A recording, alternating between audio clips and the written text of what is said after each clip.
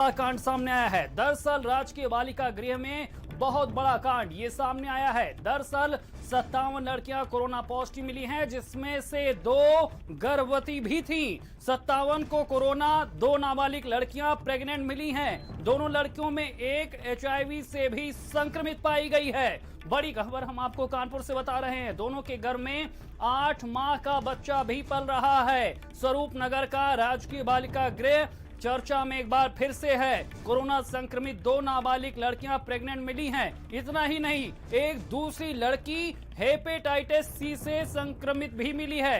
Rama medical college में इन्हें भर्ती कराया गया है। किशोरियां जच्चा बच्चा अस्पताल में भर्ती कराई गई हैं। राजकीय बालिका गृह पूरी तरह से अब सील कर दिया गया है। इस वक्त की सबसे बड़ी खबर हम आपको कानपुर से बता रहे हैं। कानपुर में संवासनी गृह में कलंक कथा अब सामने आ चुकी है। कोरोना काल में सबसे बड़ा कांड कानपुर के संवासनी गृह शरणालय में अब सामने आ चुका है। 57 लड़कियां कोरोना पॉजिटिव, जिसमें से 2 गर्भवती और एक हेपेटाइटिस C की पॉजिटिव मिली है। बड़ी लापरवाही, जरूर यहां पर कोई बड़े खेल पर पर्देदारी की जा रही है। बड़ी खबर में आपको कानपुर से लगातार बता रहे हैं।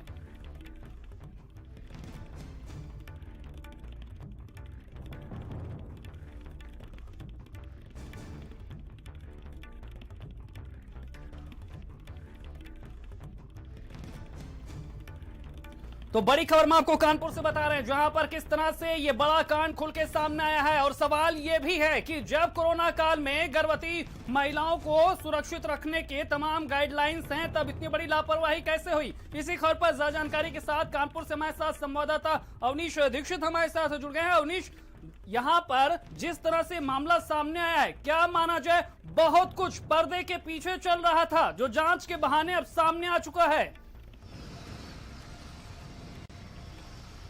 चलन बहुत साफ है, स्पष्ट है कि नारी निकेतन में और अविवाहित लड़कियों की गर्भवती हो जाना और उस पर हेपेटाइटिस हो जाना कहीं ना कहीं यहाँ पर जो खेल चल रहा है उसको उजागर करता है।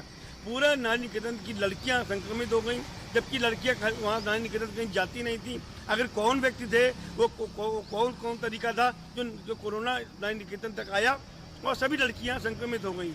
सबसे महत्वपूर्ण बात है कि जो लड़कियां जो गर्भवती हुई हैं वो कई महीनों से यहाँ पर बंद हैं और उनको कोई किसी जानकारी भी नहीं हो पाई, ना वो नारी निकेतन से बाहर निकल पाई। तो आखिर किस तरीके से वो गर्भवती हो गई और हेपेटाइटिस B की शिकार भी हो गई। सबसे महत्वपूर्ण बात यह है कि जिला प्रोफेशनल अधिकारी इस बारे नहीं बोल रहे हैं, जिला अधिकारी इस मामले बोलने तैयार नहीं है। और जो संबंधित जिले जो वहाँ नारी निकेतन की जो वार्डन है वो बस्ती नजर आ रही है, जबकि पूरा जो इलाका है वहाँ का सील कर दिया गया है। पूरे कैंपस को सैनिटाइज करा दिया गया है। कोरोना से बचाव के लिए पूरी बिल्डिंग को सील कर दिया गया है। सवाल ये है कि 2 नाबालिग बालिका हैं जिनकी उम्र 17 साल बताई जा रही है। एक 8 महीने की प्रेग्नेंट है, दूसरी 8.5 महीने की प्रेग्नेंट है। हर सरकारी महकमे को मालूम है कि गर्भवती महिला के लिए ये कोरोना कितना खतरनाक है। 57 का आंकड़ा है संवासनी गृह में। तो क्या माना जाए, शुरुआत से लेकर अभी तक केवल लापरवाही, केवल पर्देदारी और गुनाह का खेल। लापरवाही नहीं कहेंगे इसको गुनाह छुपाने का खेल कहें तो कहना गलत नहीं होगा। जो प्रोविक्शन अधिकारी हैं उसको छुपाते रहे, वहाँ की वार्डन वहाँ की छुपाती रहीं, और स्वयं जिलाधिकारी जो कई बार वहाँ निरीक्षण कराए, मैं वहाँ की नारी निकेतन में जो लोग बंद थे उनसे बात भी कराए, महिलाओं से, युवतियों से, और उसके बाद इतना बड़ा गंदा खेल वहाँ चल रहा था, इसकी जानकारी जिलाधिकारी ना होना कहीं ना कहीं जिलाधिकारी की कार्यशैली पर भी उंगली उठाता है कि जिलाधिकारी बार निरीक्षण करते हैं, संबंधित ACM निरीक्षण करते हैं, क्षेत्राधिकारी निरीक्षण करते हैं, और कई टीमें आती कई महिला आयोग से, कई बाल आयोग से टीमें आती हैं और वहाँ निरीक्षण करती हैं, लेकिन उनको किसी को नहीं दिखा कि 2 लड़कियाँ जो नाबालिग हैं, अविवाहित हैं, ये किन परिस्थितियों में गर्भवती हो गई। अवनीश, सवाल ये भी है कि संवासनी गृह में जिस तरह से ये प्रेग्नेंट हुई हैं, यानी कहानी लंबी थी, लंबा खेल था, कोरोना काल में अब सामने आया है। देखिए, कहानी बहुत लंबी है नारी निकेतन की। अभी बता दूं, अभी हाल के दिनों में इस साल की बात करें तो दो लड़कियों की संदिग्ध परिस्थितियों में मौत हो गई। एक और यहाँ से 2 साल पहले की बात करें, लगभग 17 लड़कियां एक साथ भागी थी। कभी 15 लड़कियां भागती हैं, कभी 3 लड़कियां भागती हैं और कई लड़कियों की संदिग्ध परिस्थितियों में मौत भी हो चुकी है, लेकिन सबको बीमारी बता करके मामला दबा दिया जाता था। और यही इस बार भी कोशिश की जा रही थी कि गुपचुप ढंग से इनकी डिलीवरी हो जाएगी, लेकिन कोरोना ने सबकी पोल खोल दी। जब सभी लड़कियां संक्रमित हो गई, इलाज के लिए अस्पताल ले जाएगा। जो मेडिकल चेकअप में 2 नाबालिग लड़कियां जो अविवाहित है ये प्रेगनेंट पाई गई, तब जाकर पूरा खेल खुला। लेकिन अभी भी आला अधिकारी, जिला अधिकारी की बात करें, जिला प्रोफेशनल अधिकारी की बात करें, कमिश्नर कानपुर मंडल की बात करें, बड़े बड़े वो भी दावे करते हैं, हर जगह निरीक्षण करते हैं। अवनी साहब हमारे साथ बने रहिए। जब इस मामले पर हमने प्रशासन से सवाल किया, जिम्मेदारों से सवाल किया, तो वो किस तरह से पर्देदारी करते रहे वो भी सुनाते हैं आपको।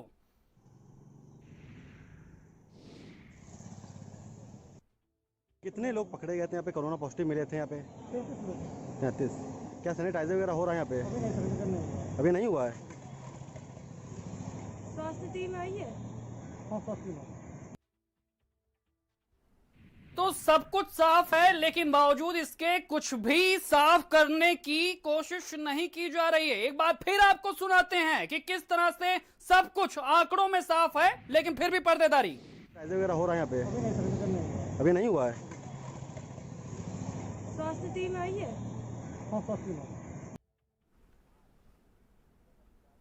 और इसी खबर पर ज्यादा जानकारी के साथ प्रोफेशनल अधिकारी अजीत कुमार हमारे साथ जुड़े हैं। अजीत जी, जिस तरह से संवासनी गृह में रिपोर्ट सामने आई है, ये चौंकाने वाली है, सवाल खड़े करती है।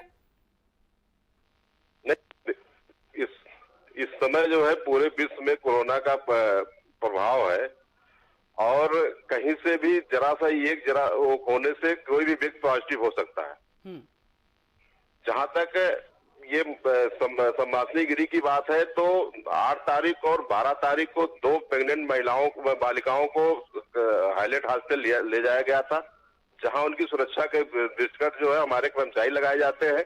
उन कर्मचारियों के भी आने जाने से या जैसे भी है उनको लाया गया, उनको अलग 8 दिन के लिए रखने के लिए पूरी बात हुई, लेकिन गवर्नमेंट के आदेश से और हम लोगों ने अपने प्रयास से 12 तारीख को जो है टेस्ट कराया गया, जिसमें एक पॉजिटिव पाई गई, 4 नेगेटिव पाई गई।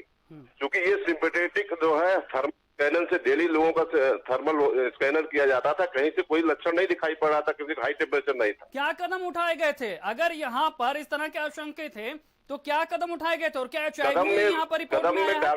कदम में थर्मल स्कैनिंग होती थी, हैंड सैनिटाइजर होता था, HIV भी पाया गया है रिपोर्ट में? HIV भी रिपोर्ट में आया है? अब HIV का अब हमें जानकारी नहीं है, ना हमारे पास कोई सूचना इस तरह की। जानकारी इस तरह की है कि एक HIV पॉजिटिव है और एक हेपेटाइटिस C की भी पॉजिटिव है। देखिए, ये बीमारी किसी को कहीं भी हो सकती है।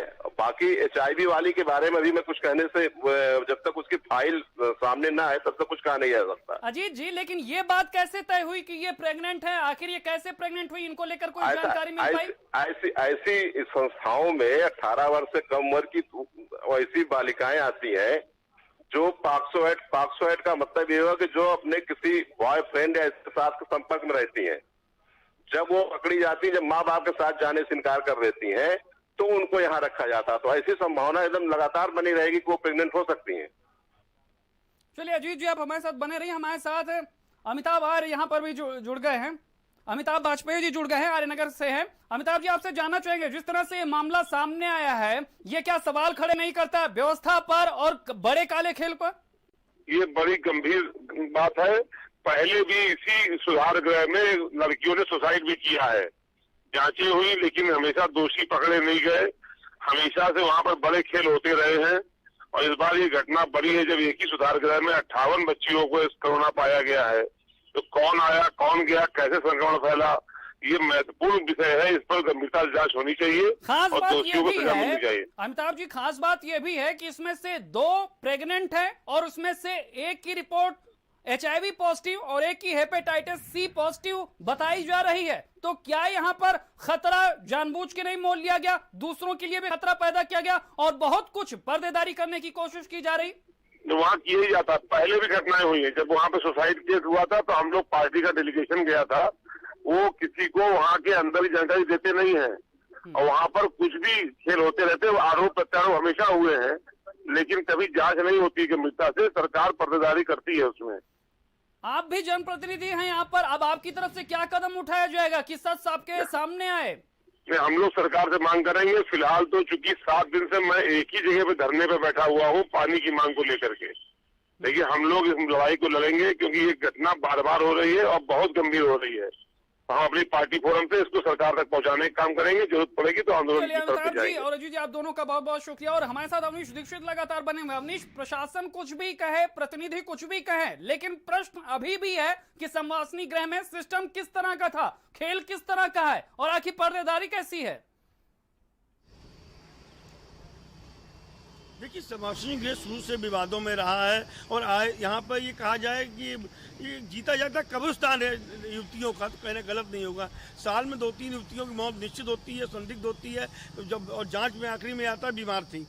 और यहाँ के जो आला अधिकारी हैं, चाहे डीएम हो या कमिश्नर हो या जिला प्रोबेशन अधिकारी हो या यहाँ की वार्डन हो, हमेशा मामले को छुपाने का प्रयास करते थे। इसके पहले भी कई लड़कियाँ ऐसे मामले प्रकाश में आए, वो प्रेग्नेंट हो गई, प्रेग्नेंट होने के बाद अचानक उनकी मौत भी हो गई। तो कहा जाए पूरा एक खेल चल रहा था काफी समय से और ये उसी चलते ये लड़कियां दोनों प्रेग्नेंट भी हुई हैं। सवाल ये है कि अगर सब कुछ सही है, सब कुछ अगर बाय प्रोसेस हो रहा, तो फिर आखिर बातचीत क्यों नहीं होने देती, संवाद क्यों नहीं कायम किया जा रहा? क्या यहाँ पर सवाल इस पे नहीं उठता? देखिए, जो लड़कियां यहाँ पर लाई जाती हैं उनका कहना जिला प्रोबेशन अधिकारी को ये अपने घर वालों से विरोध करके कोर्ट के आदेश पे आती हैं, लेकिन जब आती तब क्या उनका मेडिकल नहीं होता है? अगर मेडिकल होता है, कई सवाल हैं अवनीश और इनका जवाब अब यहाँ पर तय होना है। तमाम जानकारी देने के लिए आपका शुक्रिया। तो तस्वीरें हम आपको दिखा रहे हैं, कानपुर की ये तस्वीरें हैं जहां पर किस तरह से कोरोना काल में बहुत बड़ा कांड सामने आया है। किस तरह से संवासनी गृह में 57 लड़कियां कोरोना पॉजिटिव मिली हैं, जिसमें से 2 गर्भवती हैं। और जानकारी इस तरह की भी है कि उसमें से एक HIV पॉजिटिव है और एक हेपेटाइटिस C की पॉजिटिव मिली है।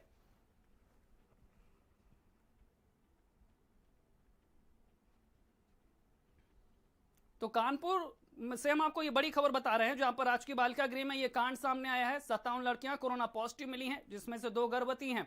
ये खबर हम आपको लगातार बता रहे थे, लेकिन दूसरी तरफ महामारी काल में लगातार महंगाई की भी मार है। पेट्रोल और डीजल के दामों का बढ़ना लगातार जारी है। 15वें दिन लगातार पेट्रोल डीजल की कीमतों में बढ़ोतरी हुई है।